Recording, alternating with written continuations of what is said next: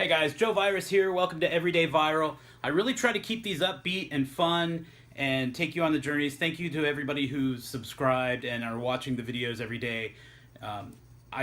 Today is not going to be that upbeat. I had this whole vlog set up and ready to go about my days on the radio back when I was a radio DJ on KNON. And then on the way back from filming, I got the news that Kenny Baker, who played R2-D2 in all the Star Wars movies, and he was a consultant for R2-D2 in the last one, maybe some of the other ones as well, but Kenny Baker passed away at the age of 81 today.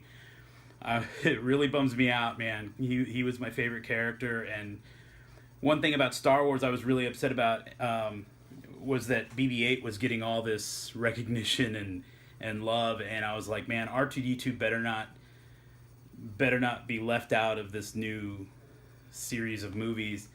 And so when I saw the movie and saw R2-D2 save the day as usual at the end of the movie, I was really happy.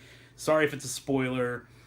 If you haven't seen the movie, it's been out for quite a while, and that's not my fault. That's your fault. You need to get on it. But man, I was really upset because I was like, if BB-8 is taking over for R2-D2, if he's taking his place in the movies, I'm not gonna watch any more of the movies at all. And I was gonna be mad at J.J. Abrams and all that, but you know what? Now I don't want R2-D2 to be in the rest of the movies now without Kenny Baker, and man, it's really hardcore. R2-D2's been my little buddy forever, and I'll show you some of my favorite R2 pieces I have.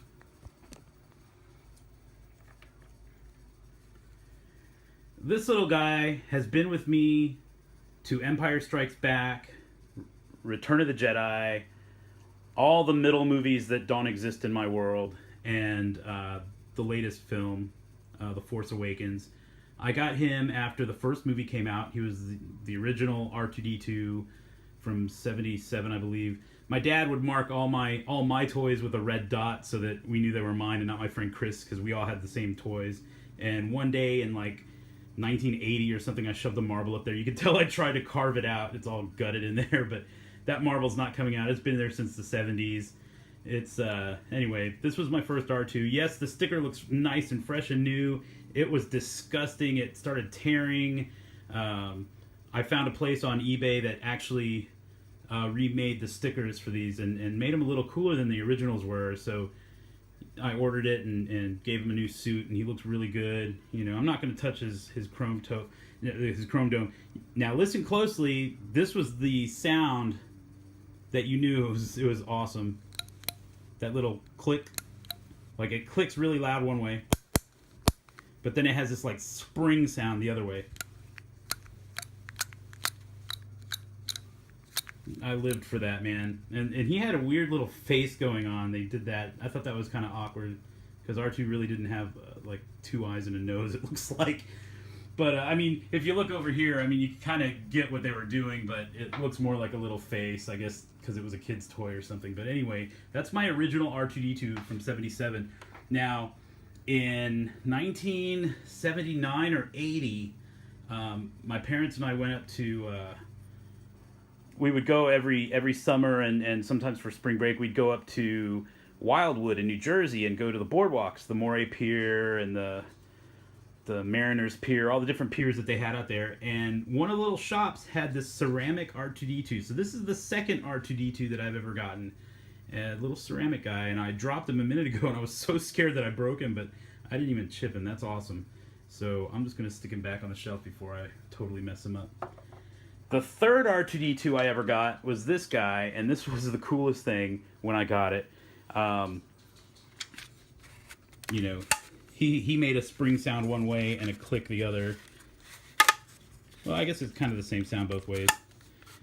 But I mean, this was more accurate to the movie as far as what his actual facial features, I guess you could call it, look like. And you push this button right here, as you can tell, it's all yellowed from age and use.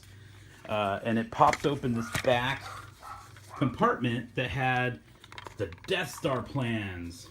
So it's hard to do this with one hand, but look, I still have the Death Star plans in there. So I could help the Rebels out with these. I was a fan of the Rebels, not a fan of the Jedis. Definitely a fan of the Rebels. I always thought the Jedis were... There it says Death Star plans right there. I always thought the Jedis were too hippie for me. I'm not a hippie guy. You know, no offense to hippies out there. You know, I'm just not one. But those are my three pretty much prize R2-D2s. Like they're the ones that'll probably be buried with me if I opt for that option. You know, it's sad that Kenny's gone because I don't know. I don't know. I'm just gonna move on. This is another one of my prize R2s. This is a big cooler that I got in Oklahoma at a movie trading company or vintage stock, whatever it is up there. Anyway, I found that, and it's pretty awesome. I usually use that for storage for a bunch of my cables. As you can see, it's in my studio. So I'm going to move on now to the other room. Okay, you'll notice there's a noticeable gap right there. That's where those three original R2-D2s I had go normally. It's a little dusty up there, so don't look at that, please.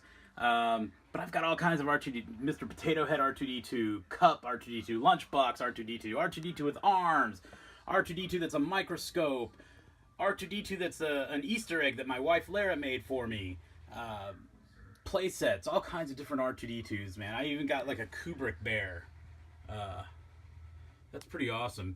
All these different ones, Pez.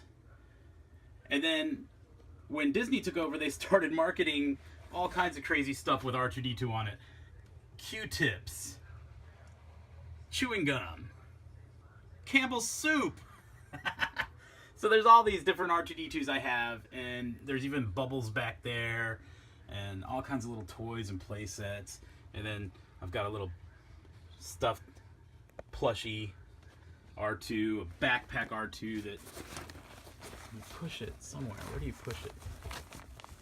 You push it somewhere and it makes a sound. I don't know where you're supposed to push it. I don't remember. It's been so long. All kinds of stuff. More toys, R2-D2 toys.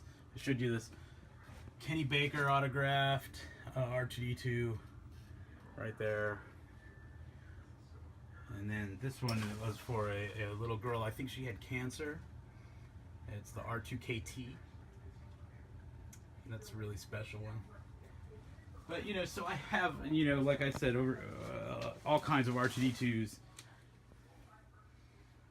These are cool. These are a kitchen storage set that my friend Jessica gave me. That was pretty awesome. Still in the box. I haven't put into use yet, but there's a lot of neat stuff. Anyway, it's just really sad day for R2-D2 and Star Wars fans and family. It's hard to say goodbye. And like I said, I don't think it would be right to have R2-D2 in the new movies without Kenny Baker. Maybe a special goodbye to R2-D2 would be nice. Maybe he kicks the last Sith's butt and then powers down. You know, something maybe something like that, or I don't know. It's just really sad. I'm pretty tore up and bummed out about it. You know, he's been a big part of my life, even though I've never personally met Kenny. My friend got me that autograph. Kenny was at one of the conventions here in Dallas, and he got that autograph for me. But yeah, it's just hard. So I think that's what I'm gonna do for the vlog today. I just gotta do some thinking, and you know. All right, I'll talk to you guys later. Thank you for watching and subscribing. Please like, share, subscribe. Don't forget to spread the virus, and I'll see you tomorrow.